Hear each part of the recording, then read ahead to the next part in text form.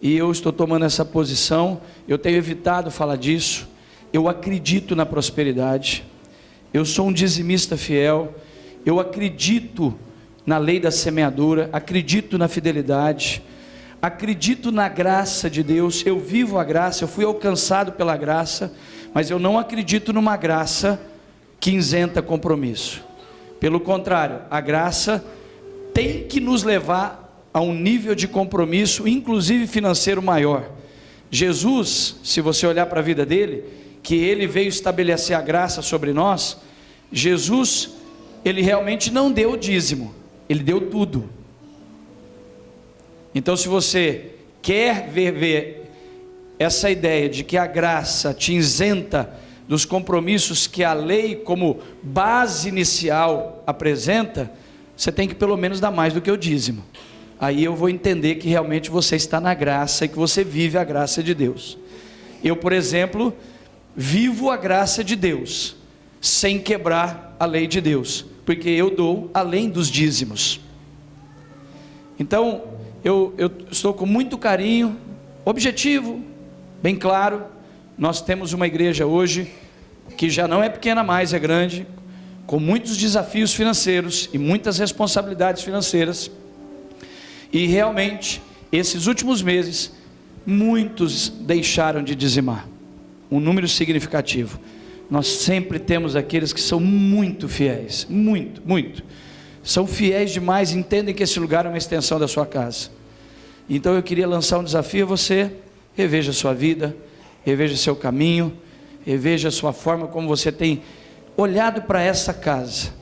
Eu entendo que esse lugar, essa igreja que você frequenta, que você está, é uma extensão da sua casa. Que você olhe, esse lugar é um lugar para nós adorarmos e servirmos a Deus de muitas maneiras, também financeiramente, materialmente. Então na quinta-feira falei com a igreja sobre isso, vou estar falando nesse culto, vou estar falando no culto da noite. Nós estamos começando mais um mês de março. Talvez você está aqui, sentado, você quer um ano abençoado, mas você nem dizimou, nem janeiro, nem fevereiro. Põe sua vida em ordem, anda correto com Deus, vale a pena ser fiel a Deus. Amém? Posso ouvir um amém? Amém. Ainda que uma exortação ou uma colocação, isso é um ensino da palavra. Da mesma coisa como eu vou dizer que você não deve fumar para não estragar seu corpo, da mesma coisa que eu vou dizer para você não pecar em tantas outras áreas. Então eu não tenho nenhum preconceito com finanças. Às vezes deixo de ensinar mais sobre isso, porque sei que algumas pessoas limitadas nessa área têm dificuldade de ouvir falar disso, né? Eu vivo a plenitude disso há muitos anos na minha vida, vivo a fidelidade, e eu queria te desafiar a ser fiel. Reveja seus conceitos, olhe para mim, saiba quem é seu pastor. Eu falei esses dias aqui, tem pessoas que se tornam pastores de si mesmas, elas só querem pastorear e serem pastoreadas naquilo que lhes interessa. Tem pessoas que estabeleceram pastores na internet. Eu vou dizer para você, tenha Instagram, eu sou alguém que estou no Instagram, você nunca vai me ver fazer polêmica numa internet. Eu recebo entre e-mails, direct, mensagens, eu recebo mais de 1.000 a 2.000 por dia.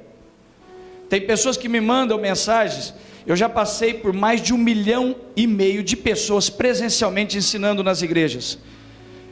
Tem pessoas que mandam a vida dela inteira para mim.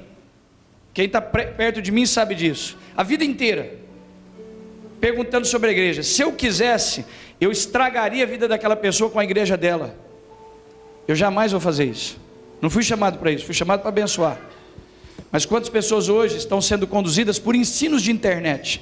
A internet, as redes sociais têm coisas maravilhosas, mas você tem que ser inteligente, sábio, saber o que você está ouvindo, filtrar o que você está ouvindo.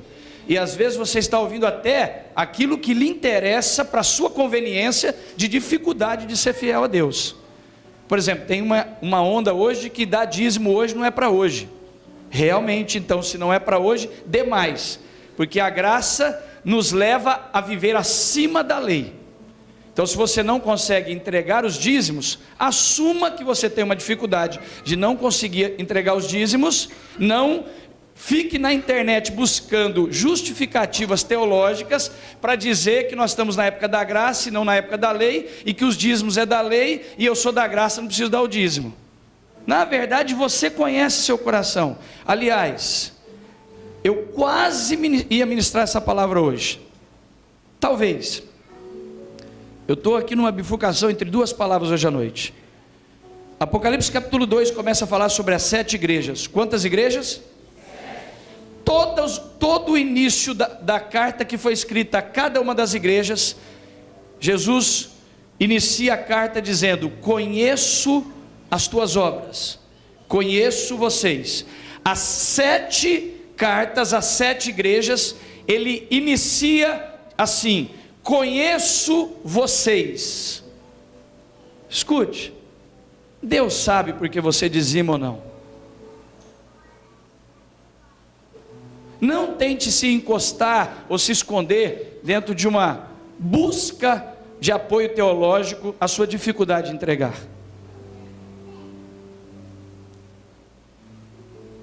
Desculpe, tá? Mas a gente vai continuar ensinando nessa casa. Você nunca será proibido de estar nessa casa. Você sempre será bem-vindo nessa casa. Você não tem necessidade de sair da igreja porque você não vai entregar ou entende que não deve entregar os dízimos. Você sempre será bem-vindo. Só saiba que aqui nós acreditamos que existe esse princípio, que nós entendemos que Deus é digno de receber e que é maravilhoso entregar finanças a Deus, e que o mínimo, o mais raso que uma pessoa que teve uma experiência com Deus deveria fazer financeiramente era entregar o dízimo. É o mínimo que ela podia fazer. Feche os seus olhos, abra suas mãos, eu quero orar com vocês. Senhor, eu abençoo a vida de cada um dos filhos dessa casa, abençoo o trabalho da mão dos teus filhos, mas a minha oração e o meu pedido de bênção, ele precisa passar pelo crivo dos princípios que o Senhor estabeleceu. E a tua palavra diz que se nós formos fiéis nos dízimos e ofertas, o Senhor abriria as janelas dos céus e nos abençoaria, e que a bênção desceria sobre nós. Tua palavra diz que a nossa colheita é mediante a nossa semeadura. Aquilo que plantamos, nós colhemos, e também financeiramente. Se plantamos pouco, colhemos pouco. Se plantamos muito, colhemos muito. Tua palavra também nos ensina o prazer pela casa de Deus. A rainha de Sabá, nem convertida era, vai visitar Salomão em Jerusalém, e ao estar dentro do templo, vendo a adoração a um Deus que ela estava conhecendo naquele momento, ela fica tão impactada, que ela oferta mais de 4.000 toneladas de ouro, mais de 4 toneladas de ouro, 4.000 e poucos quilos de ouro, e aquilo era uma demonstração, era uma expressão da revelação que ela teve de quem era Deus. Aquilo que nós entregamos ao Senhor, revela o tamanho da revelação, da importância, do significado que nós temos de quem Deus é para nós. Pastor, eu posso expressar isso de outras maneiras? Pode, mas quando você entrega recursos financeiros, como finanças é o maior concorrente de Deus no coração do ser humano, quando eu entrego recursos financeiros, eu de verdade estou mostrando como eu reconheço e quem eu reconheço que Deus é para a minha vida. Senhor, obrigado por esse momento, e que o Senhor sempre me dê essa ousadia, essa coragem de estar me posicionando como pai, como pastor, profeta e sacerdote dessa casa, e eu não vou fugir da responsabilidade que está sobre a minha vida, e vou ensinar esse povo que foi encontrado, resgatado pelo Senhor, das nossas responsabilidades e da visão que temos que ter do compromisso com o teu reino e com a tua obra. É o que nós declaramos em nome de Jesus. Amém e amém.